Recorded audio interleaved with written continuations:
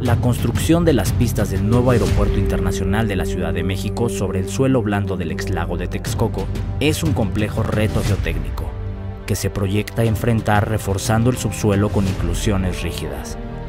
Se trata de columnas esbeltas de concreto insertadas en una retícula en el estrato superior del suelo arcilloso con una profundidad variable de 20 a 27 metros. Estas inclusiones fueron el ingenio al que se recurrió para uniformizar los hundimientos de la Catedral Metropolitana, cuyo comportamiento favorable durante los últimos 12 años es la mejor prueba de su eficacia. Se han empleado también en otros templos, 3 centros comerciales y en el velódromo del Cenar, de la Magdalena Mixhuca. La técnica para la fabricación de inclusiones rígidas se elige en función de las características de los suelos en las que se instalarán. La aquí mostrada fue desarrollada para las arcillas blandas de la Ciudad de México. Entre sus ventajas está la casi nula alteración o remoldeo de las paredes del barril, por lo que la broca corta tajadas de 1 a 3 milímetros de espesor y la maniobra no genera efecto de succión.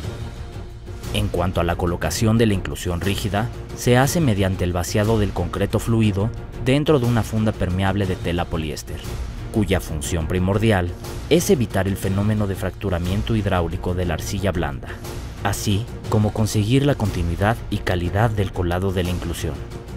El proceso de fabricación de las inclusiones se lleva a cabo siguiendo las siguientes 3 acciones. Horadación del suelo hasta la profundidad del desplante de las inclusiones. Se realiza con una máquina perforadora muy ligera que penetra dentro de la horadación que ejecuta y puede ser de 30 o 40 centímetros de diámetro. En su extremo inferior, lleva montada la broca capaz de cortar lajas delgadas de suelo de 1 a 3 milímetros de espesor, de manera semejante al corte en madera de una garlopa de carpintero. Esta broca en forma de hélice o aletas se opera con el rotor patentado que la hace girar de 500 a 900 revoluciones por minuto, lo cual se logra con un motor hidráulico montado inmediato por arriba de la broca para recibir toda la potencia del motor.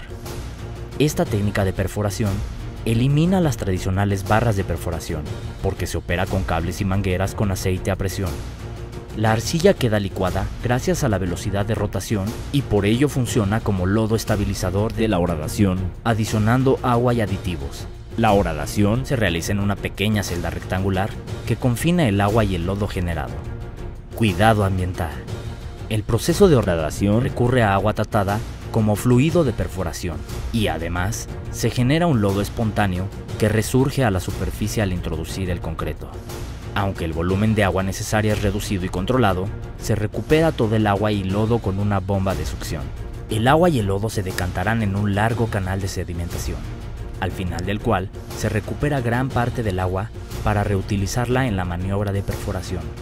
El lodo muy viscoso se inyectará en las grietas someras que abundan en el entorno de las futuras pistas. Vaciado del concreto en cada inclusión. Una vez concluida una horadación, se introduce un tubo de acero de 15 centímetros de diámetro de la misma longitud de la inclusión. Por el exterior del tubo se instala una funda de tela de poliéster sellada en su extremo inferior.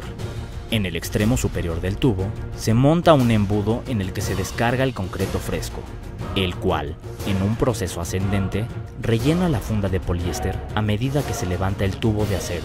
La funda tiene otra ventaja fundamental, porque permite que el concreto fresco ejerza una presión benéfica en contra de las paredes de la perforación, que incrementa la eficacia de la inclusión.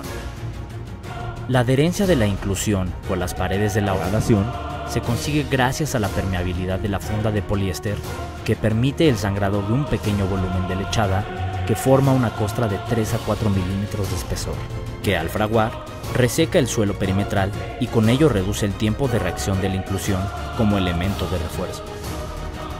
Superficie de acabado. Debido a la calidad y al detalle de las maniobras elaboradas, se puede advertir que la superficie final quedará completamente limpia sin restos de lodo ni detritos de la perforación, lo cual tiene importancia para el proceso de construcción que se adoptará para conformar las pistas del nuevo aeropuerto.